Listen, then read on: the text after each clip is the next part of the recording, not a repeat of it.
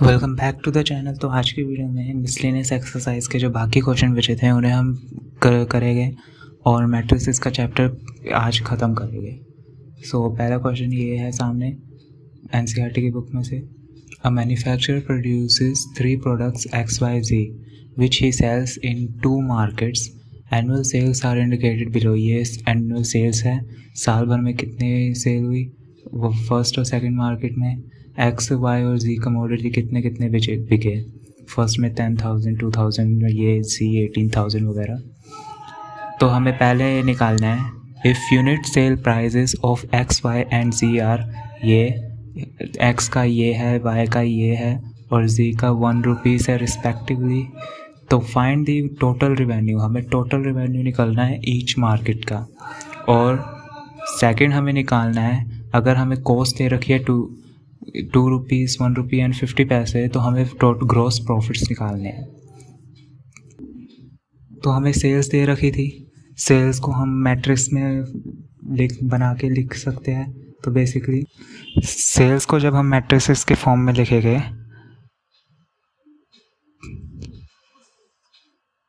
तो इस तरह से ये हमारा जाएगा, एक्स मार्केट का, वाई मार्केट और जेड मार्केट का हमारा first X commodity, Y commodity, Z commodity, ये हमारे फर्स्ट और सेकंड मार्केट में कितनी सेल्स थी।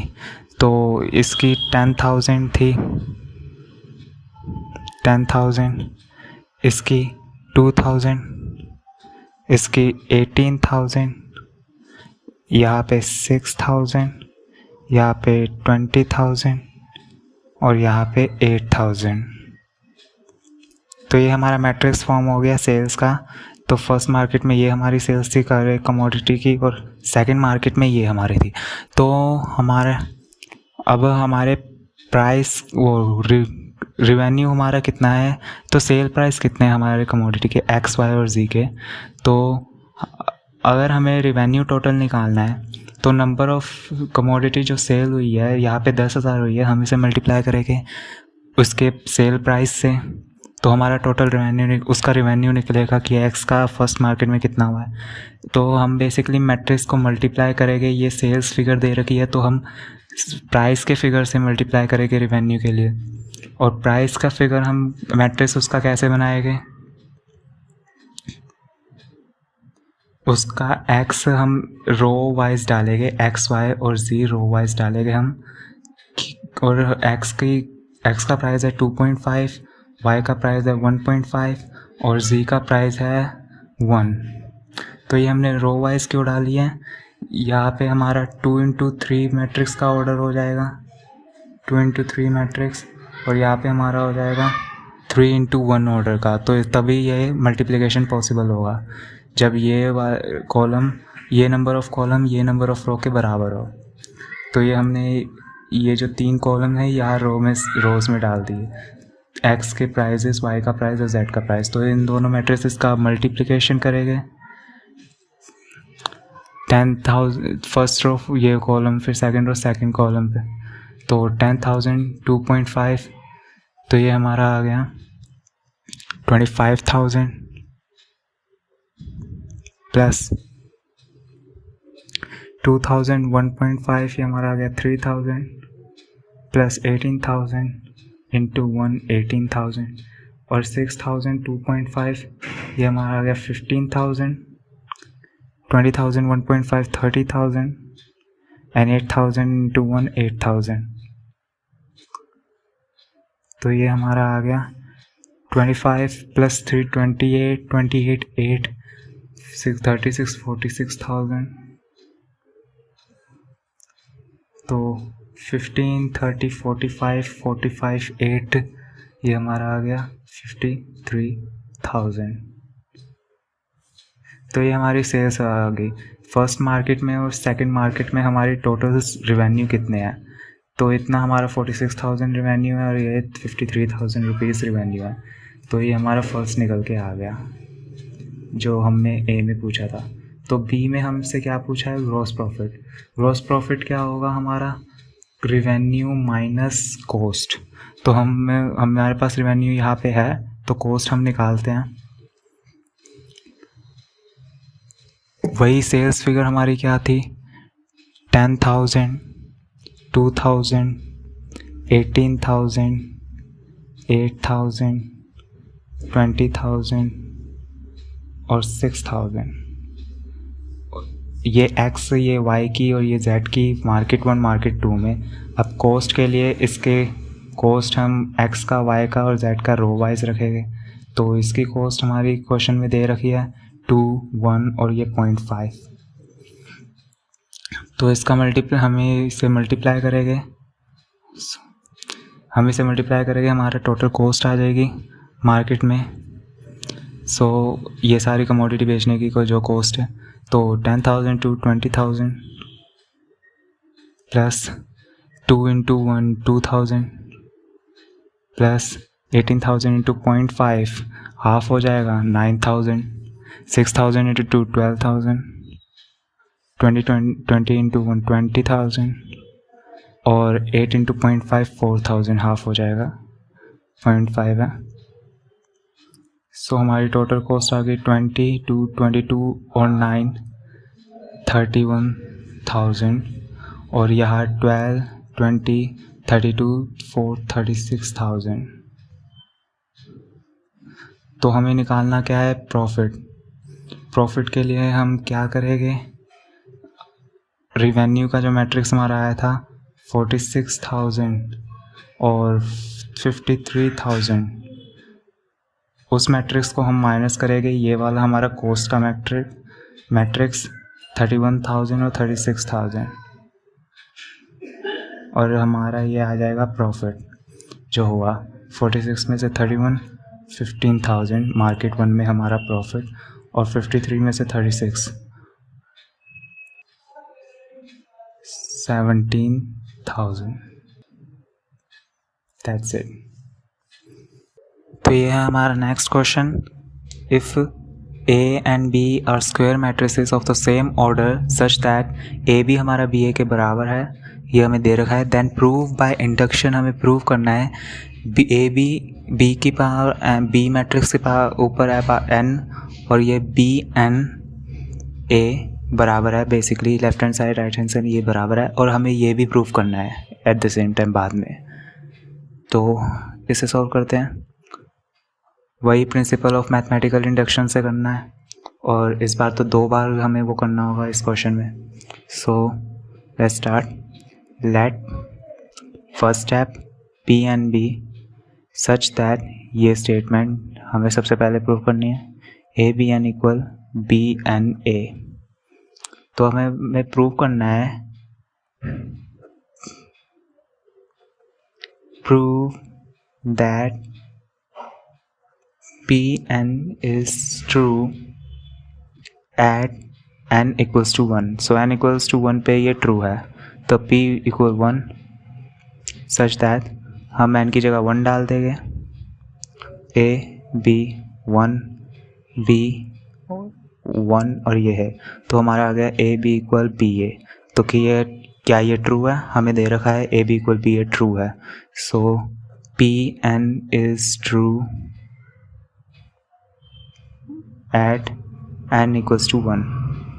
नेक्स्ट स्टेप हमें अज्यूम करना है let Pn be true। Pn true है at n equals to k, ये हमने अज्यूम किया है। सो बेसिकली Pk हमारा क्या होगा, n की जगह k, A B की n की जगह k और ये B n की जगह k A। तो ये हमने लेट किया है।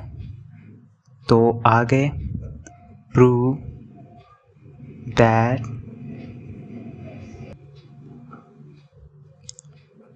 Pn is true at n equals to k plus 1, हमें ये प्रूव करना है।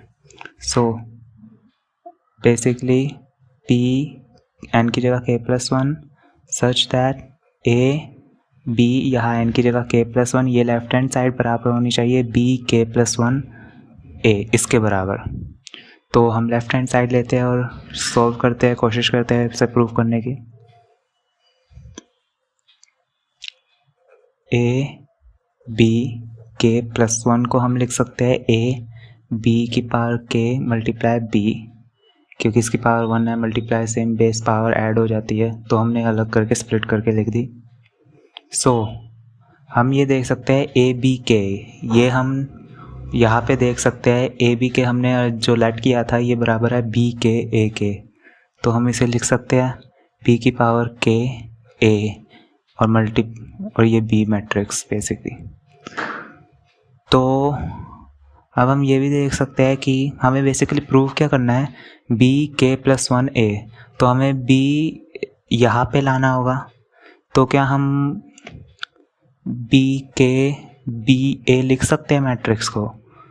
यूजली नहीं, क्योंकि A B equal B A matrix में होता नहीं है अनलेस वो बराबर आई के हो, और इस क्वेश्चन में हमें दे रखा है ऊपर कि ए बी ए के बराबर है। सो हम यहाँ पे लिख सकते हैं ये ए बी को बी ए के बराबर, तो हमने ऐसे लिख लिया। तो ये पावर 1 है, ये पावर के है, तो हमारा ये आ गया बी की पावर के प्लस 1 ए, और ये हमारी right hand side. So P N is true at N equal K plus 1, hence P N is true. ये statement basically A B N equal B N A true है for all values of N that is natural number. तो अब हमें आगे ये prove करना है, इसे भी मैथमेटिकल इंडक्शन से प्रूव करना है कि ए बी की पावर एन ये भी ट्रू है। सो वापस हम शुरू करते हैं, लेट पी एन इस बार या फिर P M B such that A B N नहीं लेना होगा, never mind, P N be such that A B के power N equals to A N B N. So prove that P N is true at N equals to 1। हमें सबसे पहले ये proof करना होगा। तो पी एन की जगह 1, ए बी एन की जगह 1, ए की एन की जगह 1 और बी एन की जगह 1, तो ए भी हमारा बराबर आ गया बेसिकली ए बी के, तो ऑफ कोर्स ये ट्रू है। So P N is true at N equals to 1। तो अब हमें क्या करना है, let P N be true at N equals to K. तो हमने अज्यूम कर लिया, तो पी के हमारा क्या होगा, सच दैट ये ए बी एन की जगह के, ए की जगह एन की जगह के, बी की एन की जगह के, बी की पावर भी ए के। सो ये हमने फिर अज्यूम कर लिया यहाँ पे। आगे हम प्रूव दैट थर्ड स्टेप वही P N is true at N equals to K plus 1 पे। अब पहले 1 पे फिर के पे, अब के प्लस 1 पे। सो पी के प्लस 1 सच दैट यहाँ पे हमारा क्या था, ए बी, यहाँ पे एन था तो यहाँ पे के प्लस 1, अब यहाँ पे भी के प्लस 1 और यहाँ पे भी के प्लस 1। सो हमें इसे प्रूव करना है, लेफ्ट हैंड साइड बराबर राइट हैंड साइड। तो हम लेफ्ट हैंड साइड लेकर अब शुरू करते हैं। तो लेफ्ट हैंड साइड हमारी है ए बी के प्लस 1। सो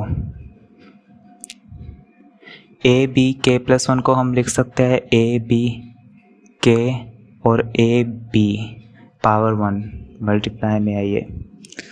तो ए बी के, इसे हम खोलेंगे तो ये ए बी के को हम लिख सकते हैं ए के बी के, और ये ए और ये बी। तो हम यहाँ पे ऊपर वापस जाके देख सकते हैं वैसे कि बेसिकली हमारा इसका ग्रुप बना हुआ था ए बी का, इसे छोड़ के हम इसका जरा एक बार ग्रुप बनाते हैं, क्योंकि ये बी के ए बी है, इसका बेसिकली इसे ब्रैकेट में मैं रख रहा हूँ, क्योंकि ऊपर हम देख सकते हैं, हमने पिछला जो कर रहे थे मैथमेटिकल इंडक्शन में उसमें देख सकते हैं बी के ए जो हमने ग्रुप में डाला है वो बराबर है ए बी के। तो मैं वो वैल्यू यहाँ पे पुट कर सकता हूँ, वो वैल्यू मैं यहाँ पे पुट कर सकता हूँ। तो फिर ये हो जाएगा ए के ए बी के बी। अब ये ए के ए बी के बी हो गया, मल्टीप्लाई हम करेंगे तो ए की पावर के प्लस 1 और बी की पावर के प्लस 1। तो ये हमारा आ गया लेफ्ट हैंड साइड। वो हमारा left hand side right hand side के बराबर आ गया। तो P N is true at N equals to K plus 1। Basically P N is true. तो वो जो हमने स्टेटमेंट लिखी थी वो भी ट्रू है फॉर ऑल एन। बेसिकली क्या कहते हैं, A B N equals A N B N. ये जो हमारी 3 is true for any natural number. That's it.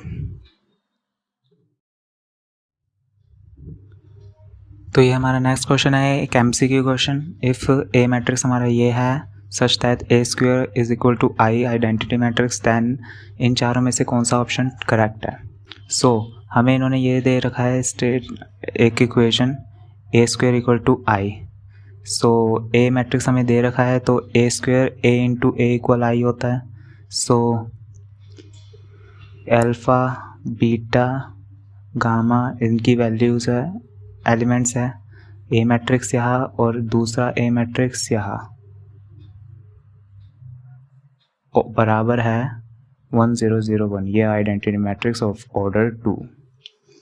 तो इन्हें हम मल्टीप्लाई कर देंगे, alpha alpha alpha square plus beta gamma alpha beta plus minus alpha beta.